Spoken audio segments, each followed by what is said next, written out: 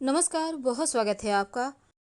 सनातन धर्म में व्रतों का खास महत्व है और वट सावित्री व्रत बहुत ही महत्वपूर्ण माना जाता है, क्योंकि इस व्रत के दिन दर्श अमावस्या यानी कि शनिदेव की जयंती भी मनाई जाती है। ज्येष्ठ माह की अमावस्या तिथि है और पौराणिक मान्यताओं के अनुसार इस दिन सावित्री ने अपने पति सत्यवान को यमराज से छीनकर वापस ले आई थी। इस व्रत में बरगद के पेड़ की पूजा की जाती है। कहा जाता है कि बरगद के पेड़ में त्रिदेव का वास होता है, यानी पेड़ की जड़ में ब्रह्मदेव का वास है, तने में श्री हरि विष्णु जी का वास है और शाखाओं में शिव जी का निवास स्थान माना जाता है। वट सावित्री व्रत पूजन विधि क्या है, सामग्री क्या होगी? देखिए, वट वृक्ष के नीचे सावित्री, सत्यवान और यमराज जी की पूजा करने का विधान है। आप मानसिक रूप से भी उनको मानकर पूजा कर सकते हैं, जरूरी नहीं है कि मूर्ति स्थापित किया जाए। आप घर में भी कर सकते हैं वट वृक्ष की पूजा, और जहाँ पर आपके आसपास है कहीं पर अगर, तो वहाँ जाकर भी कर सकते हैं। सबसे पहले तो वट वृक्ष की जड़ में जल डालें, धूप पुष्प मिठाई से पूजा करें। कच्चा सूत लपेट कर आप परिक्रमा करते जाइए, सूत तने में लपेटते जाइए। 7 बार परिक्रमा करना है, हाथ में भीगा हुआ चना लेकर, और सावित्री सत्यवान की कथा जरूर सुनना है। फिर भीगा चना, कुछ धन और वस्त्र अपनी सास को देकर उनका आशीर्वाद लें। वट वृक्ष की कोपल खाकर उपवास समाप्त करने का विधान है। अब वट वृक्ष, बरगद का पेड़ जिसको कहते हैं, एक देव वृक्ष माना गया है। ब्रह्मा, विष्णु, महेश और सावित्री भी वट वृक्ष में रहते हैं। प्रलय के अंत में भगवान श्री कृष्ण भी इसी वृक्ष के पत्ते पर प्रकट हुए थे, और तुलसीदास ने वट वृक्ष को तीर्थराज का छत्र कहा है। यह वृक्ष न केवल अत्यंत पवित्र है, बल्कि काफी दीर्घायु भी है। तो लंबी आयु, शक्ति, धार्मिक महत्व के कारण इस वृक्ष की पूजा होती है। और वट सावित्री व्रत के दिन ये भी माना जाता है, आप इस दिन अपने हाथों से एक बरगद का पौधा कहीं भी सार्वजनिक जगह पर लगा दें, या आप बाद में भी लगा सकते हैं किसी भी अमावस्या को, क्योंकि बरगद का पौधा लगाने से पारिवारिक आर्थिक समस्या लाइफ में कभी परेशान नहीं करती। और अगर निर्धन सौभाग्यवती महिला को सुहाग की सामग्री इस दिन दान करें, बरगद की जड़ को पीले कपड़े में लपेटकर अपने पास रखें, तो फिर आपको कभी पीछे मुड़कर देखना नहीं पड़ता। हिंदू धर्म में वट सावित्री व्रत का बहुत महत्व है। तो आइए जानते हैं व्रत की विधि क्या है और कैसे आप पूजा करें। पूजन सामग्री क्या क्या लेने आवश्यकता है। देखिए, हिंदू धर्म में हर एक व्रत और त्यौहार का अलग अलग महत्व है और पूजा का अलग अलग फल भी प्राप्त होता है। ऐसे में व्रत त्योहारों में से एक है वट सावित्री व्रत, और इस व्रत में सुहागिन महिलाएं अपने पति की लंबी उम्र की कामना से निर्जला व्रत रखती हैं और बरगद के वृक्ष की पूजा करके ईश्वर से पति की लंबी उम्र का आशीर्वाद प्राप्त करती हैं। मान्यता है कि इस दिन बरगद के वृक्ष की पूजा करने से अटल सुहाग की प्राप्ति होती है और पति को बरगद के वृक्ष के समान लंबी उम्र मिलती है। और बरगद के नीचे जब आप जल अर्पित करती हैं, जो महिलाएं हैं, तो वहाँ पर बटकेश्वर महादेव विराजते हैं। अब बटकेश्वर महादेव पर जब आप जल अर्पित कर देती हैं, तो फिर वहाँ पर आपकी तमाम मनोरथ पूरी होती ही होती है। तो इस बार ज्येष्ठ अमावस्या तिथि के दिन ये व्रत हर बार रखा जाता है, और अगर हम ज्योतिष की माने तो इस बार व्रत के तो वट सावित्री व्रत देवगुरु बृहस्पति का दिन है, बृहस्पतिवार के दिन रखा जाएगा।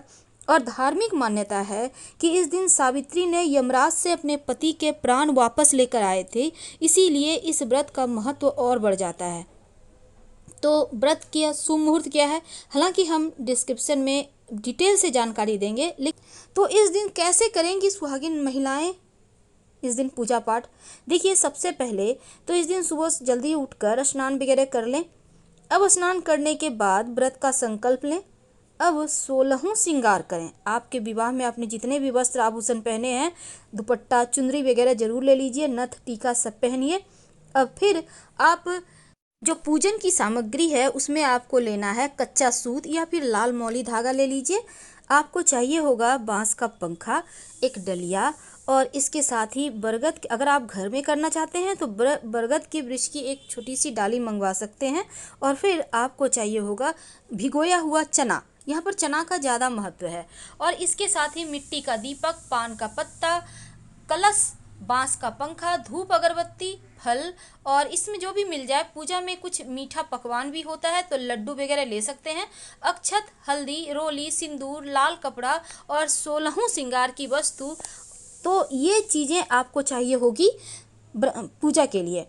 अब बरगद के वृक्ष में आपको सबसे पहले तो जाना है, पूरा रेडी हो लें, अब जाइए और जाकर बरगद के वृक्ष में जल अर्पित करें और फिर पुष्प अर्पित करें, अक्षत, फल और मिठाई अर्पित करें। अब बरगद के वृक्ष में आटे और गुड़ के पुए चढ़ाए जाते हैं। अगर आपने बनाया है तो अच्छी बात, और नहीं तो आप इसमें लड्डू भी अर्पित कर सकते हैं। अब अर्पित करने के बाद, चूँकि यहाँ पर आटे और गुड़ से बने हुए पुए का ज़्यादा महत्व है, तो आप अगर पुआ बना लें तो ज़्यादा अच्छा रहेगा। हाथ में चना, जो भिगोया हुआ चना है, इसको लेकर आपको कथा पढ़ना या सुनना है। लेकिन जब आप कथा पढ़ सुन लेंगी, इसके बाद बरगद के वृक्ष की आप कोमल और भीगे हुए जो कोपल है, यानी कि बरगद के वृक्ष की जो पत्ते हैं उसको और भीगे हुए चने को निगल कर उपवास समाप्त करना होता है। लेकिन बट जो सावित्री अमावस्या है, इस दिन सुहाग की कथा से जोड़ा गया है, तो सावित्री का जो पौराणिक कथाओं में श्रेष्ठ स्थान है। इसीलिए कहा जाता है कि सावित्री अपने पति सत्यवान के प्राण यमराज से वापस लाई थी, और इस व्रत में महिलाएं सावित्री के समान अपने पति की दीर्घायु की कामना तीनों देवताओं से करती हैं, ताकि उनके पति को सुख, समृद्धि, अच्छा स्वास्थ्य और दीर्घायु प्राप्त हो। तो मान्यता है कि इस व्रत को श्रद्धापूर्वक करने से, बट वृक्ष की पूजा करने से स्त्रियों को अटल सुहाग प्राप्त होता है, घर में सुख समृद्धि आती है। तो हिंदू धर्म में बट वृक्ष को पूजनीय माना गया है, और शास्त्रों में कहा जाता है कि बरगद के पेड़ में ब्रह्मा, विष्णु और शिव जी तीनों ही देवताओं का वास होता है। इसीलिए बरगद के पेड़ की आराधना और परिक्रमा करने का विधान है, ताकि सुख सौभाग्य की प्राप्ति हो। और बरगद के पेड़ की पूजा करने से तीनों ही देवता की एक साथ पूजा हो जाती है। आइए जानते हैं कथा। प्रेम से सुनिएगा, हाथ में भिगोया हुआ चना लेके। कथा के अनुसार भद्र देश में एक राजा थे, जिनका नाम अश्वपति था। भद्र देश के राजा अश्वपति की कोई संतान न थी। उन्होंने संतान की प्राप्ति के लिए मंत्रोच्चारण के साथ प्रतिदिन 1,00,000 आहुतियाँ दी। 18 वर्षों तक वह ऐसा ही करते रहे। इसके बाद सावित्री देवी ने प्रकट होकर वर दिया कि राजन, तुझे एक तेजस्वी कन्या पैदा होगी। सावित्री देवी की कृपा से जन्म लेने के कारण कन्या का नाम सावित्री रखा गया। कन्या जब बड़ी हुई तब उसके योग्य वर न मिल पाने से उसके पिता अत्यंत दुखी थे, और उन्होंने सावित्री को स्वयं वर चयन करने को भेजा। तब सत्यवान को देखकर सावित्री ने पति के रूप में उनका वरण किया। ऋषिराज नारद को जब यह बात पता चली, तब उन्होंने कहा कि सत्यवान अल्पायु है और 1 वर्ष के बाद ही उसकी मृत्यु हो जाएगी। अब ऋषिराज नारद की बात सुनकर सावित्री ने सत्यवान के पिता से कहा कि पिताजी, आर्य कन्याएं अपने पति का एक बार ही वरण करती हैं, और राजा एक बार ही आज्ञा देता है, और पंडित भी एक बार ही प्रतिज्ञा करता है, और कन्यादान भी एक बार ही किया जाता है। तो सावित्री हट करने लगी और बोली, मैं सत्यवान से ही विवाह करूंगी। नारद मुनि ने सावित्री को पहले ही सत्यवान की मृत्यु के दिन के बारे में बता दिया था। इसीलिए वह दिन जैसे जैसे करीब आने लगा, सावित्री अधीर होने लगी। उन्होंने 3 दिन पहले से ही उपवास करना शुरू कर दिया। सावित्री ने नारद मुनि के द्वारा कथित निश्चित तिथि पर पितरों का पूजन किया। हर दिन की तरह सत्यवान उस दिन भी लकड़ी काटने जंगल में चले गए, और साथ में सावित्री भी गई। जंगल में पहुंचकर सत्यवान लकड़ी काटने के लिए पेड़ पर चढ़ गए। तभी उनके सिर में तेज दर्द होने लगा। अब दर्द से व्याकुल सत्यवान पेड़ से नीचे उतर आए, और सावित्री को अपना भविष्य समझ आ गया। इसलिए सत्यवान के सिर को गोद में रखकर सावित्री सत्यवान का सिर सहलाने लगी। तभी यमराज अपने साथ सत्यवान को ले जाने के लिए आ गए। अब सावित्री भी उनके पीछे पीछे चल पड़ी। यमराज ने सावित्री को समझाने की कोशिश की कि यही विधि का विधान है, लेकिन सावित्री नहीं मानी और सावित्री की निष्ठा को देखकर यमराज ने सावित्री से कहा कि हे देवी, तुम धन्य हो, तुम मुझसे कोई भी वरदान मांगो। सावित्री ने कहा, मेरे सास ससुर वनवासी हैं और अंधे हैं, उन्हें आप दिव्य ज्योति प्रदान करें। यमराज ने कहा, ऐसा ही होगा, जाओ अब लौट जाओ। लेकिन सावित्री अपने पति सत्यवान के पीछे पीछे चलती रही। सावित्री ने यमराज से कहा, भगवान, मुझे अपने पतिदेव के पीछे पीछे चलने में कोई परेशानी नहीं है, पति के पीछे चलना मेरा कर्तव्य है। यह सुनकर उन्होंने फिर से उसे एक और वर मांगने को कहा। तब सावित्री कहती है, हमारे सास ससुर का राज्य छिन गया है, उसे पुनः वापस दिला दें। यमराज ने सावित्री को यह भी वरदान दे दिया और कहा कि अब तुम लौट जाओ, लेकिन सावित्री पीछे पीछे चलती ही रही। यमराज ने सावित्री को तीसरा वरदान मांगने को कहा। इस पर सावित्री ने 100 संतानों और सौभाग्य का वरदान मांग लिया। अब यमराज ने इसका वरदान भी सावित्री को दे दिया। सावित्री ने यमराज से कहा कि प्रभु, मैं एक पतिव्रता पत्नी हूँ और मुझे पुत्रवती होने का आशीर्वाद दिया है आप। अब यह सुनकर यमराज को सत्यवान के प्राण छोड़ने पड़े और यमराज अंतर्ध्यान हो गए।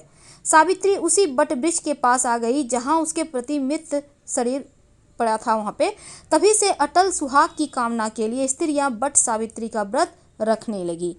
हर हर महादेव। जानकारी अच्छी लगे तो लाइक कर सब्सक्राइब जरूर कीजिएगा और आपके कमेंट्स का भी इंतजार रहेगा। धन्यवाद, हम फिर मिलेंगे।